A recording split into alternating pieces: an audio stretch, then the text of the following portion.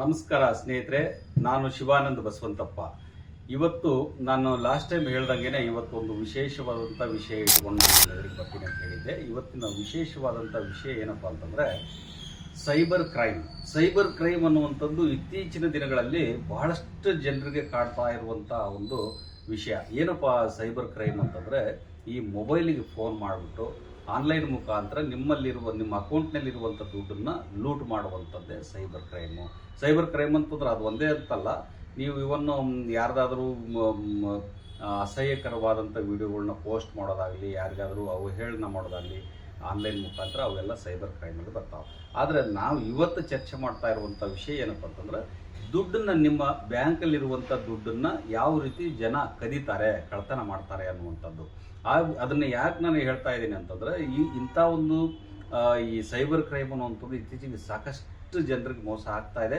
ಆ ಮೋಸ ನಿಮ್ಗೆ ಆಗಬಾರ್ದು ಅನ್ನುವಂಥದ್ದಕ್ಕೆ ಇದು ಒಂಥರ ಮುನ್ನೆಚ್ಚರಿಕೆ. ಹಾಗಾಗಿ ಈ ಸೈಬರ್ ಕ್ರೈಮ್ ಅನ್ನುವಂಥದ್ದು ಯಾವ ರೀತಿ ನಡೀತೈತೆ ಅನ್ನುವಂಥದ್ದನ್ನು ನಾನು ಒಂದೊಂದಾಗಿ ನಿಮ್ಮ ಎದುರಿಗೆ ಹೇಳ್ತಾ ಹೋಗ್ತೀನಿ. ಒಂದೇದು ಏನಂತಂದರೆ, ಈ ಸೈಬರ್ ಕ್ರೈಮ್ ಮಾಡುವಂಥವ್ರು ಎಲ್ಲಿಯವರು, ಈ ಹೆಚ್ಚಾಗಿ ನೀವು ಅವ್ರನ್ನ ಗಮನಿಸ್ತಾ ಹೋದ್ರಂದ್ರೆ ಈ ಕರ್ನಾಟಕದಲ್ಲಿ ಸೈಬರ್ ಕ್ರೈಮ್ ಮಾಡುವಂಥವ್ರು ಹೆಚ್ಚು ಕಂಡು ಬರೋದಿಲ್ಲ. ಹೆಚ್ಚಾಗಿ ಅವ್ರು ಎಲ್ಲಿಂದ ಅಂತಂದರೆ UP, ಆಮೇಲೆ ಬಿಹಾರು, ಆಮೇಲೆ ಆಸಾಮ್, ಈ ಕಡೆ ಏನು ಭಾಳ ಈ ಹಿಂದುಳಿದ ಪ್ರದೇಶಗಳಂತ ಏನು ಕರಿತೀವಲ್ಲ ಅಂತಲ್ಲಿ ಅದು ಎಂಥದ್ದು ಅಂತಂದ್ರೆ, ಈ ಸಿಟಿಲಿಂದ ಸುಮಾರು ದೂರ ಇರುತ್ತದ ಹಳ್ಳಿ, ಅಲ್ಲಿಗೆ ಬಸ್ಗಳು ಈಸಿಯಾಗಿ ಹೋಗೋದಿಲ್ಲ. ಆಮೇಲೆ ಪೊಲೀಸರು ಸಹಿತ ಅಲ್ಲಿಗೆ ಈಸಿಯಾಗಿ ತಲುಪೋಕೆ ಆಗೋದಿಲ್ಲ. ಅಂಥ ಈ ರಿಮೋಟ್ ಏರಿಯಾದಲ್ಲಿ ಇಂಟರ್ನೆಟ್ ಕನೆಕ್ಷನ್ ಕೊಟ್ಕೊಂಡು ಅವರು ನಮ್ಮ ಕಂಪ್ಲೀಟ್ ಡಾಟಾನ, ಮೊಬೈಲ್ ಡಾಟಾ ಅಥವಾ ಅಕೌಂಟ್ ಡಾಟಾನ ಇಟ್ಟುಕೊಂಡು ಅವ್ರು ನಮ್ಗೆ ಫೋನ್ ಮಾಡ್ತಾ ಇರ್ತಾರೆ. ಫೋನ್ ಯಾವ ರೀತಿ ಅಂತಂದ್ರೆ, ಮೊದಲು ಯಾವ ರೀತಿ ಮಾಡ್ತಿದ್ರು ಅಂತಂದರೆ, ನಿಮಗೆ ಒಂದು 20 ಲಕ್ಷ 30 ಲಕ್ಷ ರೂಪಾಯಿ ನಿಮಗೆ ಈ ದೊಡ್ಡ ನಮ್ಮ ಕಂಪ್ನಿಲಿಂದ ಡ್ರಾ ಆಗಿದೆ, ನಿಮ್ಮ ಹೆಸರಿಗೆ ನಿಮ್ಮ ಮೊಬೈಲ್ ನಂಬರಿಗೆ 20 ಕೋಟಿ ರೂಪಾಯಿ ದುಡ್ಡು ಬಂದಿದೆ, ಅದನ್ನು ನೀವು ತೊಗೊಬೇಕಂತಂದ್ರೆ ನೀವು ನಮ್ಮ ಅಕೌಂಟಿಗೆ ಒಂದು 2 ಲಕ್ಷ ರೂಪಾಯಿ ನೀವು ಡಿಪಾಸಿಟ್ ಮಾಡಬೇಕು. ಅದೇನಪ್ಪ ಡಿಪಾಸಿಟ್ ಎದಕ್ಕೆ ಅಂತಂದರೆ, ಅದು ಪ್ರೊಸೆಸಿಂಗ್ ಫೀಸು. ಅದಾದಮೇಲೆ ನಿಮ್ಮ ಅಕೌಂಟಿಗೆ ಇಷ್ಟು ದುಡ್ಡು ಬರುತ್ತೆ. ಬಟ್ ಈ ವಿಷಯನ ನೀವು ಯಾರಿಗೂ ಹೇಳಬೇಡಿ ಅಂತೇಳಿ ಅವ್ರು ಫೋನಲ್ಲಿ ಹೇಳ್ತಾರೆ. 20 ಕೋಟಿ ರೂಪಾಯಿ ಬರುತ್ತೆ ಅಂತಂದಾಗ ಮನುಷ್ಯ ಏನು ಮಾಡಿಬಿಡ್ತಾನೆ, ಒಂಥರ ಆಸೆಯಲ್ಲಿಂದ ಏನು ಮಾಡ್ತಾನೆ, ಯಾರಿಗೂ ಹೇಳಕ್ಕೆ ಹೋಗೋದು, ಇವನ್ ಅವ್ರ ಮನೆಯಲ್ಲಿ ಇರುವಂಥ ಜನರಿಗೂ ಸಹಿತ ಹೇಳಕ್ಕೆ ಹೋಗೋದಿಲ್ಲ ಅಂತ. ಹಾಗಾಗಿ ಆ ದುಡ್ಡು ಹಂಗೆ ಎಲ್ಲೋ ಇವ್ರ ಕಡೆಯಿಂದ ಗಾಡಿ ಬಿಡಿ ಇಸ್ಕೊಂಬಂದ್ಬಿಟ್ಟು ಅದನ್ನು ಕಟ್ಟಿಬಿಡ್ತಾನೆ. ಆಮೇಲೆ ಕೆಲವೊಬ್ರು ತಮ್ಮ ಹತ್ರ ಇದ್ರಂದ್ರೆ ಹೋಗಿ 2 ಲಕ್ಷ ರೂಪಾಯಿನ ಕಟ್ಟಿಬಿಡ್ತಾರೆ. ಕಟ್ಟಿ ಆದಮೇಲೆ ಅವರು ಫೋನ್ ಸ್ವಿಚ್ ಆಫ್ ಮಾಡ್ಕೊಂಡ್ಬಿಡ್ತಾರೆ, ನಿಮ್ಮ ಕೈಗೆ ಅವ್ರು ಸಿಗೋದಿಲ್ಲ. ಆಮೇಲೆ ನೀವು ಪೊಲೀಸರಿಗೆ ಕಂಪ್ಲೇಂಟ್ ಕೊಟ್ಟರು, ಆಮೇಲೆ ಈಗ ಡಿಜಿಟಲ್ ಇದೇನು ನಾವು ಈ ಕ್ರೈಮ್ ಅಂತ ಹೇಳ್ತೀವಿ, ಸೈಬರ್ ಕ್ರೈಮು, ಆ ಸೈಬರ್ ಕ್ರೈಮ್ನವ್ರಿಗೆ ಕಂಪ್ಲೇಂಟ್ ಕೊಟ್ಟರು ಸಹಿತ ಅವ್ರು ಸಿಗೋದೇ ಇಲ್ಲ. ಅವ್ರು ಇಲ್ಲಿದ್ರನ್ನೇ ಹಿಡಿಬೇಕಲ್ಲ, ಅವ್ರಿಗೆ ಎಲ್ಲೋ ರಿಮೋಟ್ದಲ್ಲಿ ಇರ್ತಾರೆ. ಆಮೇಲೆ ಒಂದು ಡಾಕ್ಯುಮೆಂಟ್ರಿ ನಾನು ನೋಡಿದೆ, ಅವ್ರು ಗೊತ್ತಿದ್ದು ಅವ್ರು ಎಲ್ಲಿದ್ದಾರೆ ಅಂತೇಳಿ ಲೊಕೇಶನ್ ಹುಡ್ಕೊಂಡು ಅವ್ರನ್ನ ಹಿಡಿಯೋದಕ್ಕೆ ಹೋದರೂ ಸಹಿತ ಅವರು ಇನ್ನೂ 10 ಕಿಲೋಮೀಟರ್ ದೂರ ಇರ್ತಾರಂದ್ರೆ ಅವ್ರ ಜನ ಅಲ್ಲಿ ಕೂತ್ಕೊಂಡ್ಬಿಟ್ಟು ಈ ಗಾಡಿಗಳಿಗೆ ಈ ಮೊಳೆಗಳನ್ನ ಆಮೇಲೆ ಇದನ್ನ ಎಸೆದ್ಬಿಟ್ಟು ಗಾಡಿ ಪಂಚರ್ ಮಾಡಿಬಿಟ್ಟು ಅದು ಗಾಡಿ ಅಲ್ಲಿಗೆ ತಲುಪೋಕ್ಕಾಗೋದಿಲ್ಲ. ಆ ರೀತಿ ವ್ಯವಸ್ಥೆ ಮಾಡಿಟ್ಕೊಂಡು ಅವರು ಈ ಸೈಬರ್ ಕ್ರೈಮ್ನ ನಡೆಸ್ತಾ ಇರ್ತಾರೆ. ಆಮೇಲೆ ಇನ್ನೊಂದು ಏನು ಮಾಡ್ತಾರೆ ಅಂತಂದ್ರೆ, ಅವರು ಈ ನಿಮ್ಮ ATM ಕಾರ್ಡ್ ನಂಬರ್ ಚೇಂಜ್ ಆಗಿದೆ, ಹಾಗಾಗಿ ನಿಮ್ಮ ಹಳಿ ATM ಕಾರ್ಡ್ ಮೇಲೆ ಈ ಥರ ಈ ಹೆಸರು ಬರೆದಿರ್ತಾರೆ, ಆಮೇಲೆ ನಂಬರ್ಗಳು ಬರೆದಿರ್ತಾರೆ, ಆ ನಂಬರ್ನ ಹೇಳಿ ಅಂತೇಳಿ ನಿಮ್ಗೆ ಫೋನ್ ಮಾಡಿ ಕೇಳ್ತಾರೆ. ನೀವು ಯಾವುದೋ ಕೆಲಸದಲ್ಲಿ ಬ್ಯುಸಿ ಇರ್ತೀರಿ, ಯಾರೋ ಬ್ಯಾಂಕ್ಲಿಂದ ಫೋನ್ ಮಾಡಿದ್ದಾರೆ, ಅವ್ರಿಗೆ ನಂಬರ್ ಕೇಳ್ತಾ ಇದಾರೆ, ಏನೋ ATM ಕಾರ್ಡ್ ಚೇಂಜ್ ಆಗಿದೆ ಅಂದರೆ ನಂಬರ್ ಕೇಳ್ತಾರೆ, ಕೊಟ್ಬಿಡೋಣ ಅಂತೇಳಿ ದಡ ನಿಮ್ಮ ಫೋನ್ನಲ್ಲಿ ಎಲ್ಲ ಡೀಟೇಲ್ನ ಕೊಟ್ಬಿಡ್ತೀರಿ. ಅವ್ರು ಡೀಟೇಲ್ ನೀವು ಹೇಳ್ತಾ ಇದ್ದಾಗಲೇ ಅಲ್ಲಿ ಇನ್ನೊಬ್ಬನ ಆಪ್ರೇಟರ್ ಕೂತಿರ್ತಾನೆ, ಅವ್ನು ನಿಮ್ಮ ನಂಬರ್ನಾಗೆ ಇದನ್ನು ಮಾಡಿಕೊಂಡು ಕಂಪ್ಯೂಟ್ರಲ್ಲಿ ಟೈಪ್ ಮಾಡ್ತಾ ನಿಮ್ಮ ಅಕೌಂಟ್ನಾಗಿರುವಂಥ ಎಲ್ಲ ದುಡ್ಡನ್ನ 5-10 ನಿಮಿಷದಾಗ ಎಲ್ಲ ಖಾಲಿ ಮಾಡಿ ಕೂತ್ಕೊಂಡ್ಬಿಡ್ತಾರೆ. ಆಮೇಲೆ ನೀವು ಫೋನ್ ಮಾಡಿ ಮುಗಿಸಿ ಹಿಂಗೆ ಇಡೋದ್ರಲ್ಲೇ ನಿಮ್ಗೆ ಮೆಸೇಜ್ ಬರೋಕ್ಕೆ ಶುರುವಾಗ್ಬಿಡ್ತಾವೆ, ಟಕ ಅಂತೇಳಿ. ಏನು ನಿಮ್ಗೇನು ಇಷ್ಟು ದುಡ್ಡು ಹೆಂಗೆ ಹೋಯ್ತು ಅನ್ನೋದ್ರಲ್ಲೇ ಅವ್ರು ನಿಮ್ಮ ದುಡ್ಡನ್ನೆಲ್ಲ ಕ್ಲೋಸ್ ಮಾಡಿ ಮುಗಿಸ್ಬಿಟ್ಟಿರ್ತಾರೆ. ಈ ಥರ ನಿಮ್ಗೆ ಯಾರಾದರೂ ಫೋನ್ ಮಾಡಿದಾಗ ನೀವು ಇಂಥದನ್ನು ನಿಮ್ಮ ATM ಕಾರ್ಡ್ ನಂಬರ್ ಚೇಂಜ್ ಆಗಿದೆ ಅಂತ ಹೇಳಿದ ತಕ್ಷಣವೇ ನೀವು ಹೌದಾ ಆಯ್ತು ಬಿಡಿ ನಾನು ನೋಡ್ತೀನಿ, ನಾನು ಚೆಕ್ ಮಾಡ್ತೀನಿ, ನಮ್ಮ ಬ್ಯಾಂಕ್ನವ್ರಿಗೆ ಕೇಳ್ತೀನಿ ಅಂತೇಳಿ ಹೇಳಬೇಕೇ ಹೊರತು ನಿಮ್ಮ ನಂಬರ್ನ ಖಂಡಿತವಾಗಿ ಯಾರಿಗೂ ಹೇಳಬಾರ್ದು. ಯಾಕಂದರೆ ಇದು ಡಿಜಿಟಲ್ ಯುಗ. ನೀವು ಏನೇ ಹೇಳಿದ್ರು ನಿಮ್ಗೆ ಅದನ್ನ ಅವರು ಎಲ್ಲ ಅದಕ್ಕೆ ಏನೇನು ಬೇಕು ಅವ್ರ ಸಾಫ್ಟ್ವೇರ್ ಇವೆಲ್ಲ ಗೊತ್ತಿರ್ತಾವೆ, ಅವ್ರಿಗೆ ನಿಮ್ಮ ಡೀಟೇಲ್ ಎಲ್ಲನೂ ಗೊತ್ತಿರುತ್ತೆ. ಅವರು ನಿಮ್ಮನ್ನು ಈಸಿಯಾಗಿ ಮೋಸ ಮಾಡೋದಕ್ಕೆ ಸಾಧ್ಯತೆ. ಒಂದು ಸರಿ ನನಗೂ ಸಹಿತ ಡಿಜಿಟಲ್ ಇದೇನು ATM ಕಾರ್ಡ್ ನಂಬರ್ ಚೇಂಜ್ ಆಗಿದೆ, ನಿಮ್ಮ ನಂಬರ್ ಹೇಳಿ, 10 ನಂಬರು 12 ನಂಬರ್ ಇರ್ತಾವೆ, 12 ನಂಬರ್ ಹೇಳಿ ಅಂತೇಳಿ ಫೋನ್ ಮಾಡಿದ್ರು. ನಾನು ಇವ್ರಿಗೆಲ್ಲರಿಗೂ ಗೊತ್ತಿತ್ತಲ್ಲ, ಇವ್ರಿಗೆ ಮೋಸ ಮಾಡೋಣ ಅಂತ ಹೇಳ್ಬಿಟ್ಟು ನಾನೇನು ಮಾಡಿದೆ ಅಂತಂದರೆ, ಆಯಿತು ಬರ್ಕೊಳ್ಳಿ ಅಂತೇಳಿ ಹೇಳಿದೆ. ಅವ್ನಿಗೆ ಹೆಂಗೆ ಹೇಳಿದೆ ಅಂದರೆ ಇಂಗ್ಲೀಷಲ್ಲಿ 1 2 3 4 ಅಂತಂದೆ. ಅವರು ಈ ಸೈಬರ್ ಕ್ರೈಮ್ ಮಾಡೋರು ಅಷ್ಟೊಂದು ಎಜುಕೇಟೆಡ್ ಇರಲ್ಲ ಅವರು, ಬಟ್ ಟೆಕ್ನಿಕಲ್ಲಿ ಬಹಳ ಸ್ಟ್ರಾಂಗ್ ಆಗಿರ್ತಾರೆ. ನಾನು ಹಂಗಾಗಿ 1 2 3 4 ಅಂದೆ. ಆಮೇಲೆ ಸ್ವಲ್ಪ ಹೊತ್ತು ಬಿಟ್ಟು 5 6 7 8 ಅಂದೆ. ಆದರೂ ಗೊತ್ತಾಗಲಿಲ್ಲ ಅವನಿಗೆ. ಆಮೇಲೆ 8 9 10 ಅಂದೆಲ್ಲ. ಆವಾಗ ಅವ್ನಿಗೆ ಗೊತ್ತಾಗ, ಇವ್ರು ನನಗೇನೆ ಚೂತೆ ಮಾಡ್ತಾ ಇದ್ದಾರೆ ಅಂತೇಳಿ. ಆಮೇಲೆ ಅದು ಗೊತ್ತಾಗಿ ಅವ್ನು ನನಗೆ ಬಯಕ್ಕೆ ಶುರು ಮಾಡ್ದ, ಆನ್ಲೈನಲ್ಲೇ ಮೊಬೈಲ್ನಲ್ಲೇ ಬಯಕ್ಕೆ ಶುರು. ಅಂದರೆ ಇದು ಯಾಕೆ ನಾನು ಹೇಳ್ತಾ ಇದ್ದೀನಿ ಅಂತಂದರೆ, ನಾವು ಈ ರೀತಿ ಗೊತ್ತಿತ್ತು ಅಂದರೆ ಅವ್ರಿಗೇನೆ ನಾವು ಏನಾದರೂ ಒಂದು ಹೇಳಿ ತಪ್ಪಿಸ್ಕೊಳ್ಬೋದು, ಅಥವಾ ಅವ್ರ ಜೊತೆಗೆ ನಾವು ಮಜಾ ತೊಗೊಬೋದು, ಎಂಜಾಯ್ ಮಾಡ್ಬೋದು. ಬಟ್ ಈ ಸೈಬರ್ ಕ್ರೈಮ್ ಅನ್ನುವಂಥದ್ದು ಇಲ್ಲಿಗೆ ನಿಂತಿಲ್ಲ. ಇದರಲ್ಲಿ ಬೇರೆ ಬೇರೆ ಬೇರೆ ಬೇರೆ ಥರ ಇದ್ದಾವೆ.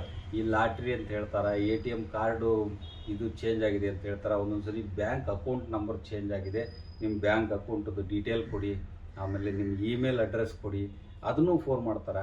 ಆಮೇಲೆ ನನಗೆ ಲಾಸ್ಟು ಈಗ ಒಂದು 2-3 ತಿಂಗಳಿಂದ ಒಬ್ಬನು ಡೆಲ್ಲಿಲಿಂದ ಫೋನ್ ಮಾಡ್ದ. ಅವ್ನು ಎಲ್ಲಿಂದ ಮಾಡಿದ್ನೋ ಡೆಲ್ಲಿಲಿಂದ ಫೋನ್ ಮಾಡ್ತಾ ಇದ್ದೀನಿ, ನಾನು ಕ್ರೈಮ್ ಬ್ರ್ಯಾಂಚ್ಲಿಂದ ಫೋನ್ ಮಾಡ್ತಾ ಇದ್ದೀನಿ. ನಿಮ್ಮದು ಏರ್ಪೋರ್ಟಲ್ಲಿ ಒಂದು ಬ್ಯಾಗ್ ಸಿಕ್ಕಿದೆ, ಆ ಬ್ಯಾಗಲ್ಲಿ ಏನೇನೋ ಇಲ್ಲಿಸಲ್ಲದ ವಸ್ತುಗಳಿದ್ದಾವೆ, ಅದಕ್ಕೆ ನಮ್ಮ ಇವರು ಏರ್ಪೋರ್ಟ್ ಕಸ್ಟಮ್ ಡಿಪಾರ್ಟ್ಮೆಂಟ್ಲಿಂದ ನಿಮ್ಗೆ ಫೋನ್ ಮಾಡ್ತಾ ಇದ್ವಿ, ನೀವು ಅರ್ಜೆಂಟು ದಿಲ್ಲಿಗೆ ಬರಬೇಕು, ಆಮೇಲೆ ಇಷ್ಟು ದುಡ್ಡು ತೊಗೊಂಬರ್ಬೇಕು, ಅದನ್ನ ಕಟ್ಟಿಬಿಟ್ಟು ಆ ವಸ್ತುಗಳನ್ನ ನೀವು ನಿಮ್ಮದೇ ಹೌದಾ ಅಲ್ಲ ಅಂತೇಳಿ ಇದನ್ನು ಮಾಡ್ಕೊಂಡು ನೀವು ಬಿಡಿಸ್ಕೊಂಡು ಹೋಗ್ಬೇಕು.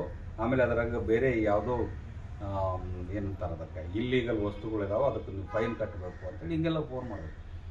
ಹೌದಾ ಅಂತೇಳಿ ನಾನು ಒಂದು ಸೆಕೆಂಡ್ ನನಗೂ ಭಯ ಆಗಿಬಿಡ್ತು, ಇದೇನಪ್ಪ ಈ ಥರ, ನಾನು ಹೋಗೇ ಇಲ್ಲ ದಿಲ್ಲಿಗೆ, ಇವ್ರು ಹಿಂಗೆ ಈ ಥರ ಹೇಳ್ತಾ ಇದ್ದಾರೆ ಅಂತೇಳಿ.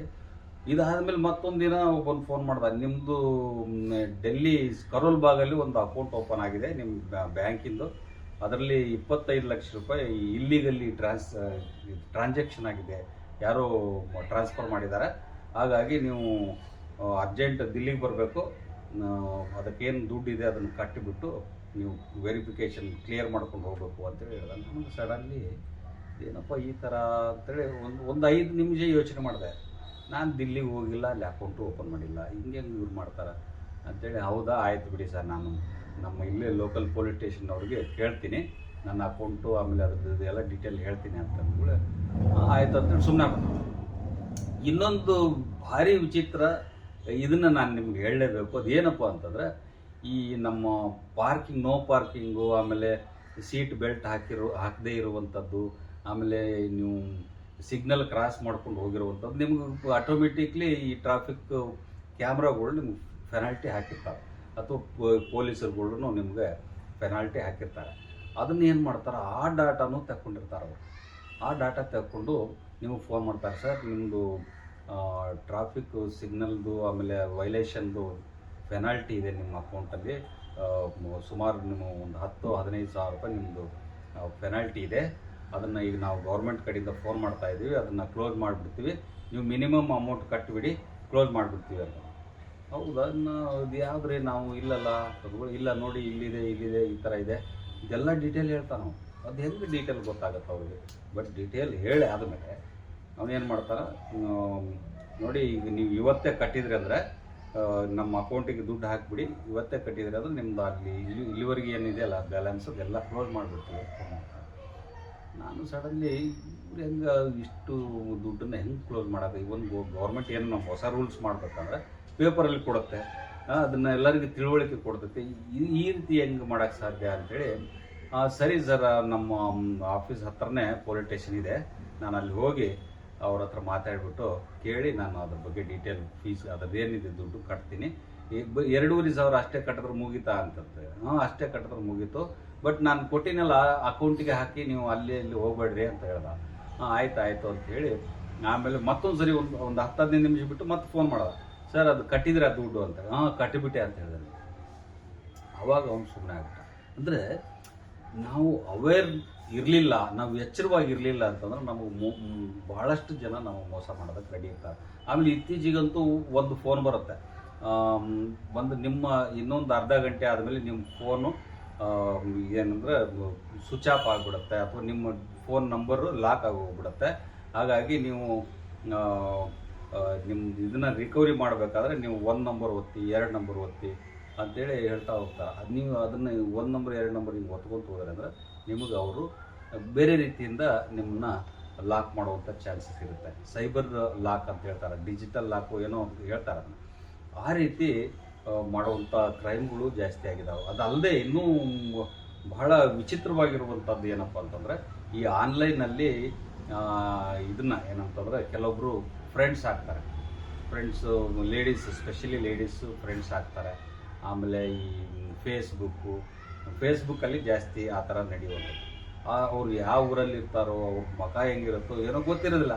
ಅವರು ಭಾಳ ಬ್ಯೂಟಿಫುಲ್ಲಾಗಿ ಮಿಲ್ಟ್ರಿನಾಗಿದ್ದವ್ರ ಥರ, ಆಮೇಲೆ ನೋಡೋದಕ್ಕೆ ಚೆಂದ ಇರುವಂಥ ಫೋಟೋ ಹಾಕ್ಕೊಂಡು ಅವರು ಫ್ರೆಂಡ್ ರಿಕ್ವೆಸ್ಟ್ ಕಳಿಸ್ತಾರೆ ನಿಮಗೆ.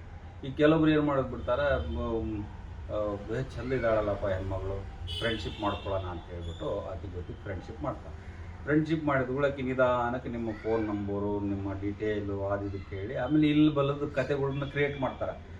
ಸೆಂಟಿಮೆಂಟ್ ಕತೆಗಳ್ನ ಕ್ರಿಯೇಟ್ ಮಾಡಿಬಿಟ್ಟು ನಮ್ಮ ತಾಯಿಗೆ ಹುಷಾರಿಲ್ಲ, ನಮ್ಮ ತಂದೆಗೆ ಹುಷಾರಿಲ್ಲ, ನಮ್ಗೆ ಹಂಗಾಗಿದೆ ಹಿಂಗಾಗಿದೆ, ನನಗೆ ಯಾರೂ ಇಲ್ಲ, ಇದು ಸಿಂಪತಿ ಕ್ರಿಯೇಟ್ ಮಾಡಿದ ತಕ್ಷಣವೇ ಇವ್ರು ಏನು ಮಾಡಿಬಿಡ್ತಾರೆ, ನನಗೆ ಗೊತ್ತಿರೋವಂಥ ಫ್ರೆಂಡ್ಸ್ಗಳ್ದೆ ಸಾಕಷ್ಟು ದುಡ್ಡು ಕಳೆದೋಗಿದೆ.